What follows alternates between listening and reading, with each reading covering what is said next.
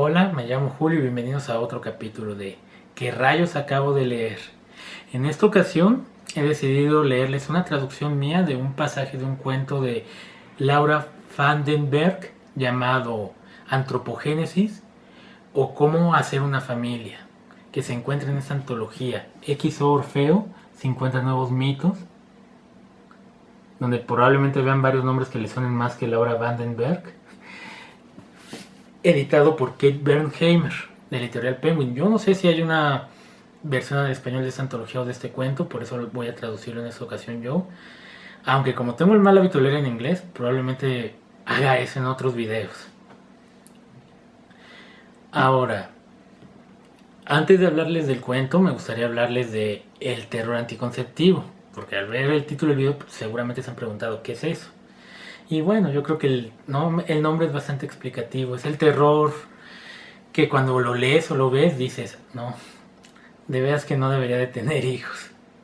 Y sí, si esta definición nos hace pensar en películas sobre niños malvados, sí, básicamente es la manifestación más común de eso. Y seguramente pensaron en cosas como La Profecía, Hereditary, Babadook, El bebé de Rosemary, Cementerio de mascotas, El pueblo de los malditos, La mala semilla, o como sea que se llame, Bad Seed en español, y un largo, etcétera. Que por supuesto esas películas que mencioné varias están basadas en libros o tienen novelizaciones. Ahora, me gustaría hablar de dos formas en las que se manifiesta esto. Una sería desde una óptica machista y otra sería desde una óptica feminista. ¿Y por qué es importante mencionar esto? Porque bien, si bien los niños malvados suelen tener padre y madre, y podemos pensar en ejemplos como Cementerio de mascotas o La Profecía, donde el padre es el protagonista y el encargado de todo esto, pues como vivimos en un mundo machista, la verdad es que muchas de esas obras son protagonizadas por mujeres, o en las protagonizadas por hombres, las mujeres son personajes secundarios que por lo regular mueren, lo cual ya sé que está muy, pero muy mal. Ahora, una de las formas en las que el machismo manifiesta esto es, por ejemplo, en El bebé de Rosemary, mostrar la maternidad como la otredad, como algo diabólico, y sí, de una manera que muestra una incomprensión completa de qué es eso en realidad. La otra es ser moralista.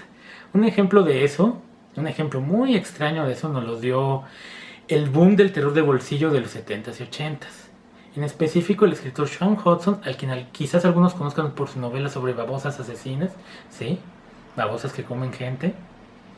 Tiene una novela llamada Spawn, y no me estoy refiriendo al antihéroe demoníaco del que vimos una película cuando éramos niños y estábamos esperando que quizás en algún momento hagan otra. No. Esa es una novela sobre fetos diabólicos. En realidad, fetos con poderes de control mental. Así es, eso existe. Fetos con control mental. Y que por supuesto, una de sus misiones en la vida, o en la no vida mejor dicho, es vengarse de las mujeres que la abortaron. Porque sí, Sean Hudson quiere escribir una novela para decirnos que si se nos ocurre abortar, los bebés van a ir a matarnos, pero no, a los hombres no, a las mujeres. Porque ¿cómo se les ocurre abortar y decidir sobre su cuerpo? ¿Cómo se nos ocurre, verdad? No. Ahora, si bien esa es una forma en la que eso se manifiesta el machismo, por supuesto que el feminismo ha tenido cosas que decir al respecto. Un buen ejemplo, y del mismo periodo, de ese mismo boom del terror de bolsillo, es El nido de pesadillas, A Nest of Nightmares, de Lisa Tuttle, que es una edición moderna que conserva la portada original. Ahora, ese es un libro de cuentos, no es una novela, pero son cuentos donde el meollo del asunto, en varios de ellos, es la maternidad, pero como un problema. Por ejemplo, la maternidad impuesta a las mujeres, cuando la maternidad se interpone en la carrera, en la profesión de las mujeres, cuando los hombres cosifican a los hijos para hacerles cosas a las mujeres, o cuando simplemente el padre es una figura ausente que deja toda la responsabilidad a las mujeres, y todos esos escenarios llevan al terror. O sea, en algunos de estos cuentos hay monstruos y así, pero todos ellos lo que hacen es reflexionar sobre esa problemática. Y en realidad otros de los cuentos reflexionan sobre otras problemáticas causadas por los hombres. En muchos de ellos realmente el monstruo real es el patriarcado y los hombres. Ahora, otra manifestación de esto, de terror feminista, y mucho más reciente, es la novela Distancia y Rescate de Samantha Schweblin. Ahora, no les voy a spoilear mucho la novela realmente, pero el concepto mismo que le da título es una reflexión sobre este problema. Porque aquí la distancia de rescate es la distancia que separa a una madre de su hijo en caso de ocurrir un peligro. Una distancia que, como bien apunta la autora, solo tienen en cuenta las madres por lo regular, porque los padres no suelen preocuparse por estas cosas. Los hombres no estamos tan al pendiente de los hijos, ni estamos con esta ansiedad constante de qué les puede pasar si no estamos junto a ellos. Que ese es el núcleo de esa novela. Ahora, dicho todo esto sobre terror anticonceptivo, les tengo que decir que el cuento que les voy a leer, bueno, el pasaje del cuento, en realidad, más que de terror, es de fantasía con algo de humor. Pero el pasaje mismo sí es terror, es un claro ejemplo de terror anticonceptivo, de un escenario pesadillesco como el solo. Pero antes de hablar de él, como ya les había mencionado, ese libro, esa antología, son reescrituras de mitos, no de puros mitos griegos como les podría ser el título de X Orfeo, no. Son cuentos de toda clase de culturas, y el cuento de Laura Vandenberg en específico es un mito, es una reescritura de un mito sobre la creación de la vida, ¿sí? Como le dice el título, antropogénesis, de la creación del hombre, pero está partiendo de una manera muy libre, por cierto, del mito nórdico. Ahora, no sé si están familiarizados todos con ello, pero les cuento muy brevemente una versión resumida de eso. Al principio, para los nórdicos no había nada. Solo habían dos reinos, Niflheim o Niflheim, según me pareció ver en un video sueco que así se pronuncia, no estoy seguro la verdad, perdónenme por la pronunciación de estos nombres nórdicos, y el otro es Muspel o Muspelheim. Ahora, Niflheim es un reino de obscuridad y hielo, en él se encuentra Hel, y no lo vaya a confundir con Jotunheim, la tierra de los gigantes de hielo, por favor. Y Muspelheim es el reino de fuego, habitado por Surtur, que con su espada de fuego al final de los tiempos va a matar a muchos dioses. Y a quien probablemente recordarán de la última película de Thor, donde sale como un demonio de fuego gigante con una espada, que ya sabrán qué hace los que habrán visto la película. Y si quieren saber más sobre mitología nórdica, no puedo evitar recomendarles la versión de Neil Gaiman, si es que acaso les da miedo adentrarse a los textos medievales islandeses. Si quieren leer los textos medievales islandeses pueden hacerlo, se los recomiendo. Pero la versión de Neil Gaiman realmente es muy accesible y muy buena, y es una buena preparación para el que quiera leer American Gods. Así les va a ayudar a entender varias cosas de esa novela. Ahora, dicho todo eso, les quiero hablar un poquito del cuento antes de leerlo, porque ya iba a ponerme a leerlo, pero esperen un minuto. Es un cuento de fantasía, y de un tipo de fantasía que a mí me evoca Hora de Aventura. ¿Por qué lo digo?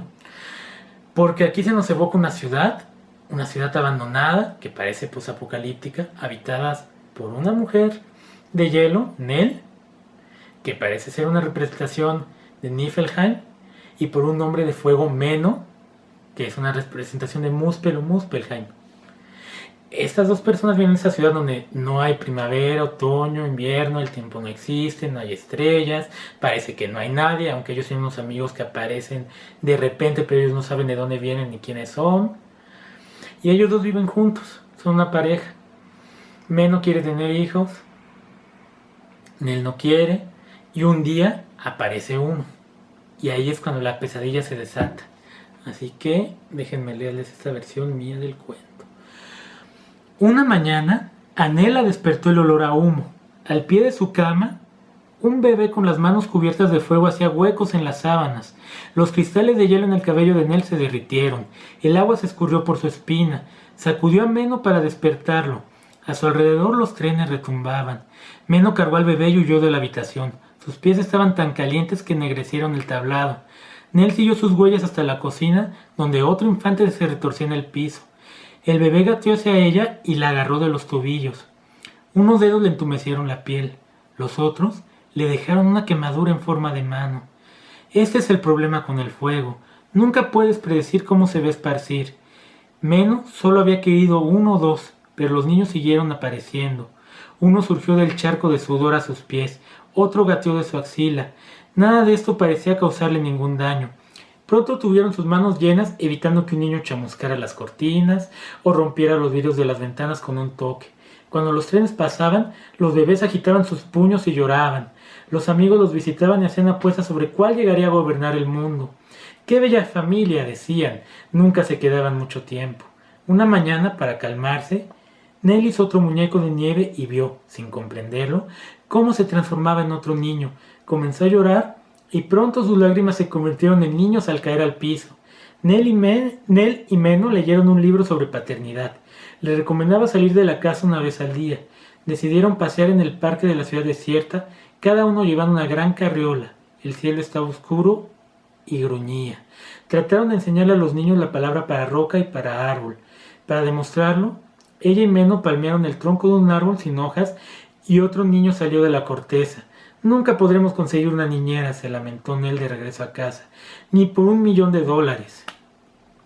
Como podrán ver, eso es un poco en el tenor de lo que les decía el terror feminista, porque, o sea, sí es una maternidad y una paternidad sin control, que Nell no quiso, que Menno quería, pero no en esos límites, y que en el cuento se nos va haciendo más énfasis en la manera en que ella va sufriendo y desesperándose la ansiedad que le va dando. Y en realidad, el terror en esto lo genera la autora retocando dos cosas comunes de los mitos de origen, y en general de muchas mitologías o narraciones míticas. Es decir, genera la pregunta, ¿qué pasaría si los dioses no tuvieran control sobre su poder de creación? O sea, sobre su poder de crear vida, y es esto. Si los dioses no pueden controlar cuántos hijos tienes, empiezan a tener hijos sin control, sin ton ni son. Y entonces la situación, pues, como vieron aquí, se sale de las manos y se vuelve una verdadera pesadilla. Imagínense en serio que un día estornudan y tienen un hijo. Un día se les olvidó ponerse desodorante y caray, otro hijo. Sería una pesadilla el verano y sería otra pesadilla el invierno. Y la otra cosa que retoca el autor aquí es, ¿qué pasaría si los hijos de los dioses, que por supuesto tenían que tener poderes, se comportaran como niños de verdad? Y es esto, sería un caos. Imagínense si sus hijos pudieran quemar las cosas, o volar, o crear vida de la nada, o transmutarlos en cucarachas. Sería un caos, porque serían bebés y no sabrían lo que hacen. Y bueno, eso es todo por mi parte en este episodio. Muchas gracias por verlo hasta el final. Espero no haberlos aburrido. Y les agradecería si me dan like, se suscriben, comparten el video, o me dicen por qué no les gustó, y me dicen qué al texto que les haya causado esta sensación de qué rayos acabo de leer quisieran que lea. Muchas gracias y hasta la próxima. Me despido.